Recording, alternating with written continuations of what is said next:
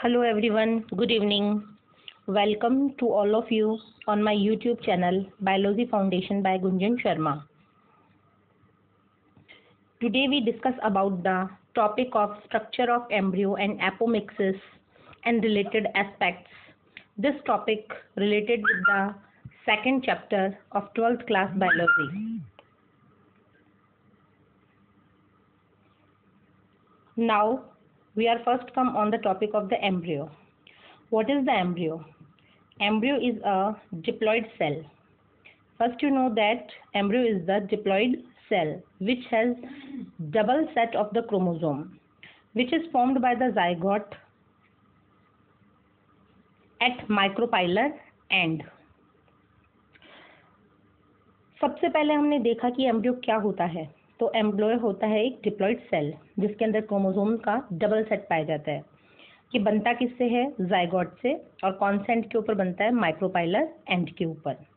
Development of zygote to form embryo starts only after endosperm formation has started. याद कीजिए, मैंने आपको double fertilisation की प्रोसेस बताई थी। डबल फर्टिलाइजेशन में फर्स्ट स्टेप आपको बताया था सिंगैमी और सेकंड स्टेप बताया था ट्रिपल फ्यूजन। सिंगैमिका का एंड जो प्रोडक्ट था, सिंगैमी का एंड प्रोडक्ट था जाइगोट और ट्रिपल फ्यूजन का एंड प्रोडक्ट था एंडोस्पर्म। तो जो जाइगोट फॉर्मेशन होता है वो जाइगोट फॉर्मेशन होता है एंडोस्पर्म फॉर्मेशन के बाद में। दिस इज बिकॉज ऐसा क्यों होता है, यहाँ से भी बोर्ड का क्वेश्चन बनता है कि ऐसा क्यों है कि जाइगोट का फॉर्मेशन एंडोस्पर्म फॉर्मेशन के बाद में ही स्टार्ट होगा। तो आंसर ये होगा कि this is because endosperm provide nutrition needed to embryo for development. कि जो भी कोई एम्ब्रियो आगे जाके डेवलपमेंट करने वाला है उसको सबसे पहले न्यूट्रिशन की रिक्वायरमेंट होती है और वो न्यूट्रिशन उसको एंडोस्पर्म के थ्रू प्रोवाइड किया जाता है।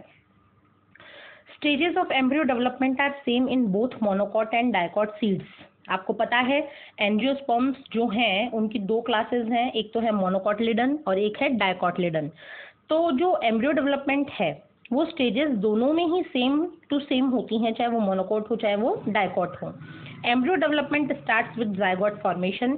सबसे पहले जाइगोट का फॉर्मेशन होगा, then passes through 2 cell stage. कितनी सेल स्टेज बनेगी? 2 सेल स्टेज। जैसे ये जाइगोट है, जाइगोट में सबसे पहले सेल बनेंगी 2, उसके बाद में उसमें सेल्स आएंगी 8, और फिर जो उसका शेप आ जाएगा वो हार्ट शेप, और फिर आ जाएगा उसका ग्लोबुलर शेप, फिर उसका शेप आ जाएगा टॉर्पेडो शेप, और फाइनली कैसे शेप आएगा? Mature shape. तो यहाँ से हमें ये जो एम्ब्रियो का डेवलपमेंट है वो डायरेक्टली आपको क्लियर पिक्चर के माध्यम से समझ में आ जाएगा। सबसे पहले ये हमने देखा फर्टिलाइज एग है। फर्टिलाइज एग में सबसे पहले 2 सेल स्टेज आती है। फर्स्ट सेल जो होती है वो होती है एपिकल, दूसरी नीचे वाली होती है बेसल। उसके बाद में 8 सेल की जो स्टेज होती है उसको हम कहते हैं ऑक्टेंट।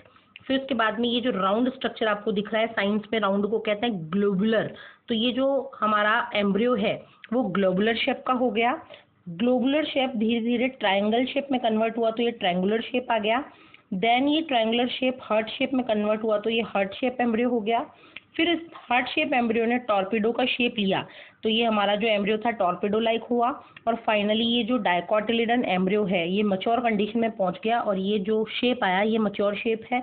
तो इस तरीके से ये एम्ब्रियो डेवलपमेंट की स्टेजेस हैं, जिसमें एम्ब्रियो डेवलपमेंट सबसे पहले 2 cell stage, then 8 cell stage, then globular cell stage, then heart shape stage, then torpedo shape stage, then mature shape stage में कन्वर्ट होता हुआ आगे प्रोसीड करता है। यहाँ पे हमने सीड का स्ट्रक्चर बता रखा है। एम्ब्रियो सीड के अंदर है, सीड के ऊपर सीड कोट्स हैं और सीड के कॉटलेडन्स हैं।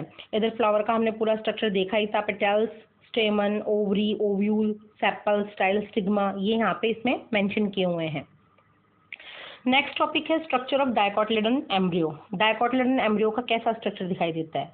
Dicot embryo has following important parts. क्या क्या इंपॉर्टेंट पार्ट्स होते हैं? सबसे पहले आपको इंपॉर्टेंट पार्ट देखना है embryonal axis. What is the embryonal axis? Main axis of embryo which divides into different region. ये एम्ब्रियो की एक मेन एक्सिस होगी जो आगे जाकर विभिन्न विभिन्न प्रकार के डिफरेंट प्रकार के रीजन्स को फॉर्म करेगी।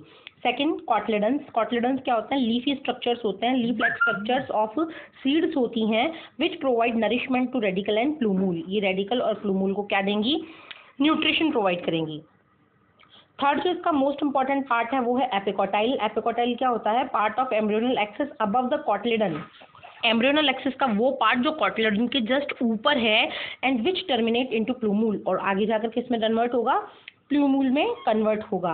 What is the fourth organ? Fourth organ is the hypocotyl and part of the embryonal axis below the cotyledon which terminate into radical. Hypocotyl क्या होता है? एम्ब्रियोनल एक्सिस का नीचे का भाग हाइपोकोटाइल कहलाता है, और ये जो है आगे जाकर फ्यूचर रेडिकल में कन्वर्ट होता है. रूट कैप क्या होता है? वो थिम्बल लाइक स्ट्रक्चर है, कोई गांठ जैसे स्ट्रक्चर है जिसने किसको कवर किया हुआ है, रूट को. रेडिकल जो है फ्यूचर में जाके रूट बनाएगा और प्लूमूल फ्यूचर में जाके शूट बनाएगा. ये हमने एक इम्पॉर्टेंट डायग्राम लिया है जो आपके एनसीईआरटी में मेंशन किया हुआ है, embryo in the dicot seeds. Board वाले स्टूडेंट्स के लिए लेबलिंग बहुत इंपॉर्टेंट होती है, तो हर डायग्राम की लेबलिंग के ऊपर ध्यान दें. ये हमें जो दिखा रखी है ये पूरी इसकी एक्सिस है, जो हमारा एम्ब्रियो था उसकी एक्सिस के जस्ट ऊपर वाला भाग जो है वो कहलाता है एपिकोटाइल, जो इसमें शो नहीं किया हुआ है, और एक्सिस के जस्ट नीचे वाला पार्ट कहलाता है हाइपोकोटाइल. हाइपोकोटाइल आगे जाके कन्वर्ट होता है रेडिकल में, और एपिकोटाइल आगे जाके कन्वर्ट होता है प्लूमूल में. रेडिकल आगे जाके रूट बनाएगा, और रूट का जो थिम्बल लाइक स्ट्रक्चर है वो कहलाएगा रूट कैप, जो इसकी प्रोटेक्शन करेगा. ये यहाँ पे दो इसके कॉटिलेडन शो किए हुए हैं. अगर कॉटिलेडन दो हैं मीन ये डाइकॉट एम्ब्रियो है, अगर सिंगल कॉटिलेडन होता तो ये मोनोकोट एम्ब्रियो होता. Next, structure of monocotyledon embryo. वही same embryonal axis, main axis of embryo which divide into different region, ये दोनों में ही सेम रहेगी, चाहे वो डाइकोट हो चाहे वो मोनोकोट हो.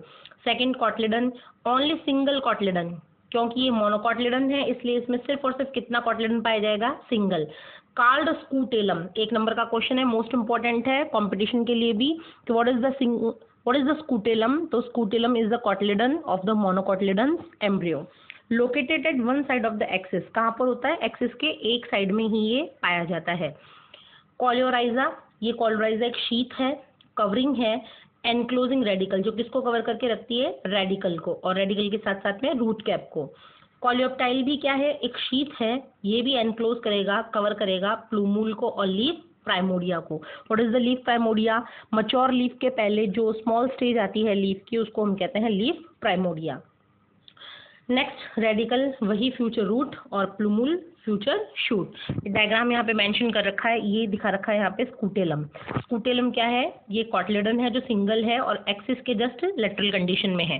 कॉलियोप्टाइल क्या है, वही आपका जो पार्ट है जो प्लूमूल को कवर करके रखेगा. ये कॉलियोराइजा यहाँ पे शो किया हुआ है, ये भी शीथ है जो रेडिकल को कवर करके रखेगा. एपिब्लास्ट एक फूड स्टोरिंग टिश्यू यहाँ पर प्रेजेंट है जिसमें फूड स्टोर रहता है. Next topic, seed.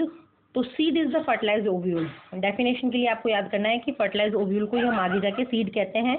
Integuments convert into seed coat, जो ओव्यूल के इंटेगुमेंट्स होते हैं वो आगे जाके सीड कोट बनाते हैं, और जो माइक्रोपाइल है वो स्टिल उसमें प्रेजेंट रहता है सीड कोट में as it is.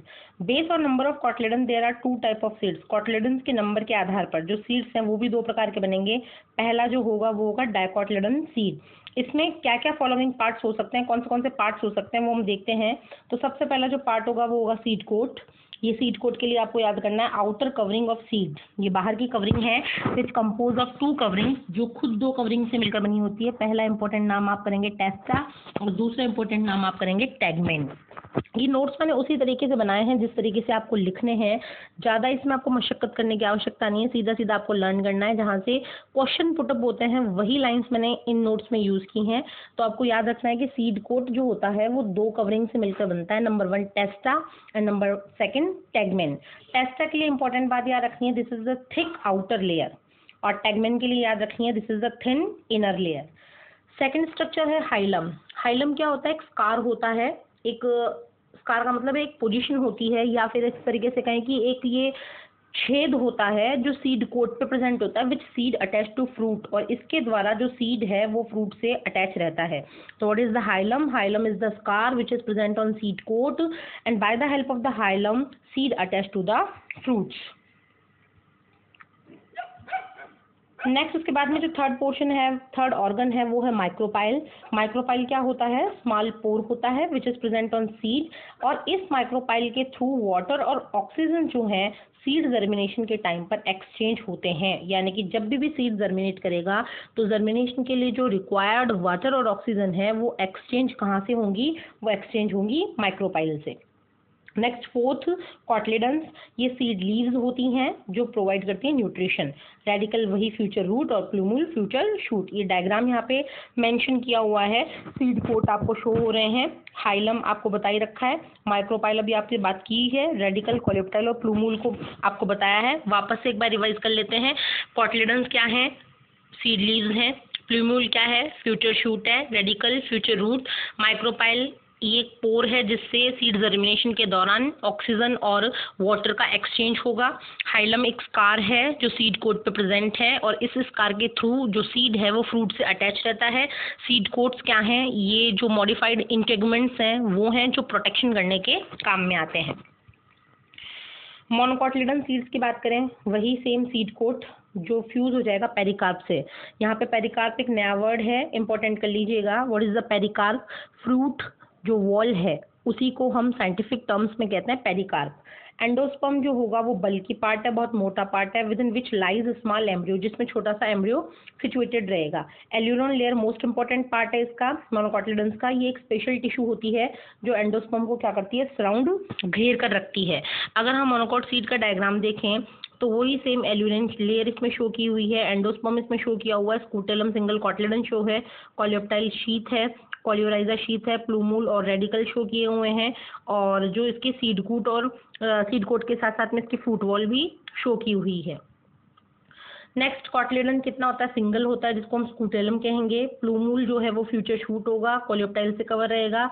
Radical embryonic root है और ये कोलियोराइजा से कवर रहेगी।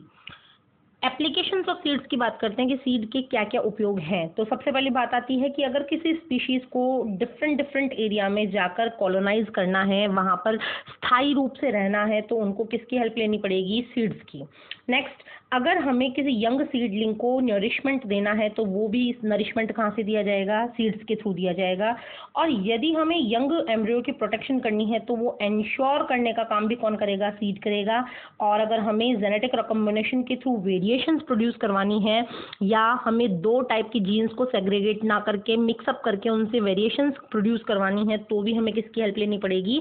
सीड्स की। तो ये पॉइंट टू पॉइंट आपके सामने मैंने 4 एडवांटेजेस लिखे हैं, एप्लीकेशंस लिखी हैं, आप नोट डाउन कर लीजिएगा वीडियो को पॉज करके। नेक्स्ट जो मेन इंपॉर्टेंट है, मोस्ट इंपॉर्टेंट बात है, वो है एपोमिक्सिस।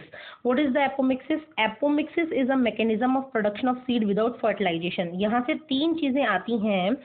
सबसे पहले हमने बात की पार्थेनोकार्पी, आपने पढ़ा होगा 11th क्लास में। तो पार्थेनोकार्पी क्या होता है? Fruit formation without fertilisation.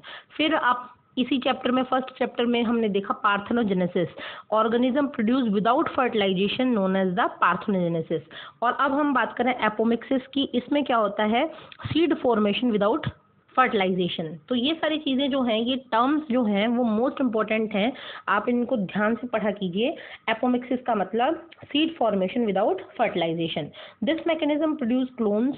अब जब फर्टिलाइजेशन नहीं होगा, 2 इंडिविजुअल्स के करेक्टर नहीं आएंगे, 2 प्लांट्स के करेक्टर नहीं आएंगे, इट मीन उसमें करेक्टर जो है वो डिफरेंट नहीं हो रहे, वेरिएशंस नहीं आ रही, तो वो क्या बनेंगे? क्लोन्स बनेंगे। और एक तरीके से हम इसको कौन सा रिप्रोडक्शन मानेंगे? Asexual reproduction.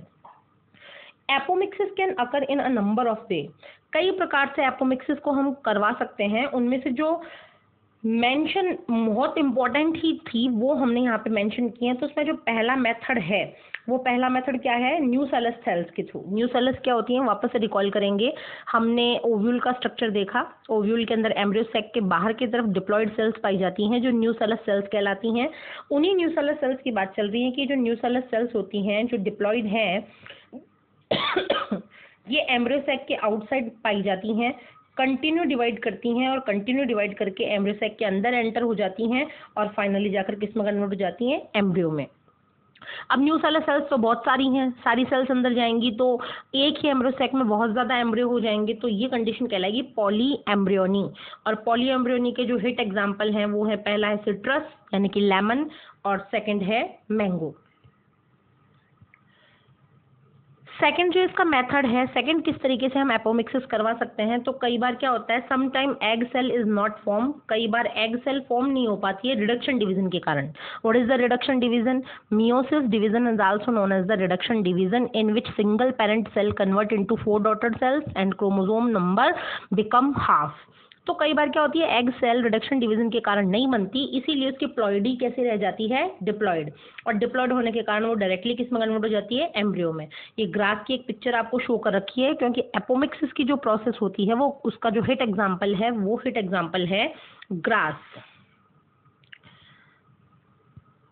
Uses of apomixis, apomixis की क्या क्या यूजेस हैं, तो सबसे पहले ये 3 जो मोस्ट इंपॉर्टेंट हैं वो ही मैंने लिखे हैं, तो तीनों ही आप याद कीजिएगा। पहला है new hybrid are produce in lesser time, अगर हमें नए हाइब्रिड्स बनाने हैं, कम समय में बनाने हैं, तो आपको कौन सा मेथड अपनाना पड़ेगा, एपोमिक्सिस। सेकेंड है disease free plants can be produce, अगर हमें डिजीज फ्री प्लांट्स चाहिए तो भी हमें एपोमिक्सिस की हेल्प लेनी पड़ेगी। और अगर हमें थोड़ा कॉस्ट इफेक्टिव, यानी कि जो हमें इकोनॉमिक कंडीशंस जो हमारी बेनिफिशियल होनी चाहिए, फाइनेंशियल कंडीशन हमारी बेनिफिशियल होनी चाहिए, अगर वो सिचुएशन लेनी है तो भी एपोमिक्सिस हमारे लिए कॉस्ट इफेक्टिव होगा। तो आज के वीडियो से अगर रिलेटेड आपको कोई क्वेरी या कोई प्रॉब्लम है तो आप कमेंट सेक्शन में लिखकर मुझे ज़रूर बताएं। आपको वीडियो कैसा लगा, अगर थोड़ा बहुत भी बताई गई जानकारी आपके इम्पॉर्टेंट हैं या आपके लिए यूज़फुल हैं तो